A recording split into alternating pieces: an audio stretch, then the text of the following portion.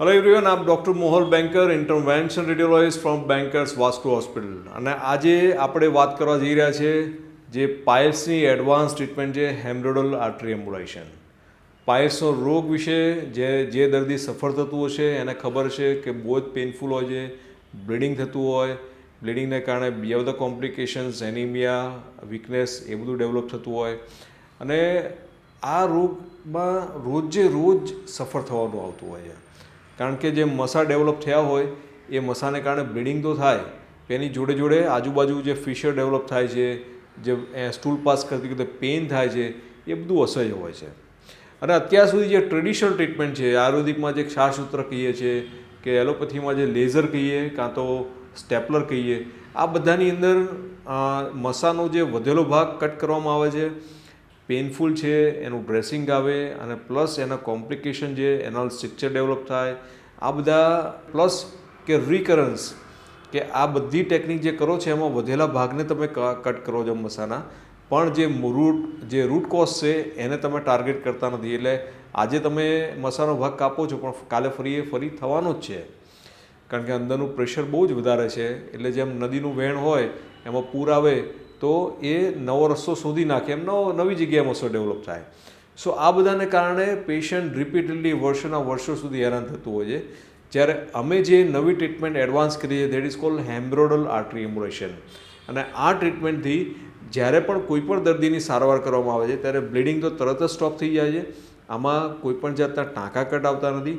ઉપરાંત પેશન્ટને ફરીથી મસો થતો નથી, પાઇલ્સ થતા નથી. કેમ? કારણ કે આમાં રૂટ કોઝને ટાર્ગેટ કરવામાં આવે છે. સો આપણે આ જાણીએ કે આમાં આપણે કેવી રીતે એને ટાર્ગેટ કરીએ છીએ. સો સૌથી પહેલાં સમજીએ કે આ જે હેમરોઇડલ આર્ટરી એમ્બોલાઇઝેશનમાં આપણે કરીએ છીએ શું, તો જેમ આપણે હાર્ટની એન્જિયોગ્રાફી કરીએ એવી જ રીતે પાઇલ્સની એન્જિયોગ્રાફી કરીએ છીએ. અને એન્જિયોગ્રાફી કરીએ ત્યારે પાઇલ્સ કેવા દેખાય એ તમે સમજો કે આ પેશન્ટ છે, એને રિકરન્ટ બ્લીડિંગ થતું હતું અને આ એની એન્જિયોગ્રાફી છે. એન્જિયોગ્રાફી દરમિયાન તમે જોશો તો અહીંયા આ જે નીચેના પોર્શન જે છે, આ નીચે જે દેખાય છે આ પાઇલ્સ છે. So we can easily evaluate the piles on the angiography. કે આ જે પાઇલ્સની નસો ફૂલેલી દેખાય છે, એની ફીડિંગ વેસલ્સ છે, એ બધું આપણને ખ્યાલ આવે છે.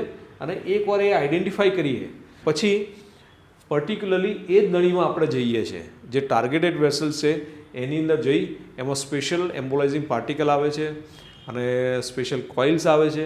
એ કોઇલ્સ આપણે રાખીએ એટલે શું થાય કે જેમ નદી જતી હોય એના પર આપણે ડેમ બાંધીએ છીએ, એવી જ રીતે એનું જે નદીનું વહેણ આપણે કંટ્રોલ કરીએ છીએ, એવી જ રીતે અહીંયા જે બ્લડ વેસલ્સ જે એક્સેસિવ ફ્લો આપે છે ડિસ્ટલી, એને આપણે કંટ્રોલ કરીએ છીએ. પ્રેશર ડાઉન થાય છે અને પાઇલ્સ એની જાતે શ્રિંક થઈ જાય છે. આ પણ કોઈ પણ જાતના કટ ટાંકા વગર આપણે જોઈએ કે એનું રિઝલ્ટ કેવી રીતે મળતું હોય છે. કે બેઝિકલી જ્યારે પણ આપણે આ જે પાઇલ્સ માટે પાર્ટિકલ્સ નાખીએ, એમ્બોલાઇઝિંગ કોઇલ્સ નાખીએ, તમે જોશો તો પાર્ટિકલ્સ નાખ્યા પછી થોડો સપ્લાય ઓછો થઈ ગયો છે, પણ સ્ટીલ ધેર ઇઝ નીચે ફ્લો હતો. હવે આ જે કોઇલ્સ નાખ્યા પછી જોશો તો અહીંયા જે નીચે બ્લડ વેસલ્સ ભરાતી હતી એ હવે ભરાતી નથી. So this a beauty of this procedure કે ટોટલી અંડર કંટ્રોલ થાય છે. કઈ ટાર્ગેટેડ વેસલ્સ છે એને અમે જોઈ શકીએ છીએ, એને તમે બ્લીડિંગ સ્ટોપ થયું કે ના થયું, એનો ફ્લો કંટ્રોલ થયો કે ના થયો, એ બધી વસ્તુ આપણને દેખાતી હોય છે. અને આ દરેક વસ્તુ આપણે એચીવ કરી શકીએ છીએ કોઈ પણ જાતના કટ ટાંકા વગર. હેમરોઇડલ આર્ટરી એમ્બોલાઇઝેશન બહુ જ એડવાન્સ ટેકનિક છે અને પેશન્ટ્સને એમાં કંઈ બહુ તકલીફ પડતી નથી. અને અડધી પોણી કલાકની પ્રોસિજર હોય છે અને 8-10 કલાક આરામ કરી અને પોતાની રૂટીન એક્ટિવિટી એ શરૂ કરી શકે છે. કોઈપણ જાતનું પાછળથી ડ્રેસિંગ પણ આવતું નથી. સો યાદ રાખો, જો તમે પાઇલ્સથી હેરાન થતા હો તો હવે ઓપરેશન કરવાની જરૂર નથી. કોઈ પણ જાતનું લેઝર હોય, ક્ષારસૂત્ર હોય, સ્ટેપલર હોય, આ બધી જૂની મેથડ કરતાં હેમરોઇડલ આર્ટરી એમ્બોલાઇઝેશન તમે સિલેક્ટ કરો અને એને કારણે તમને વધારે ફાયદો થશે. Thank you so much.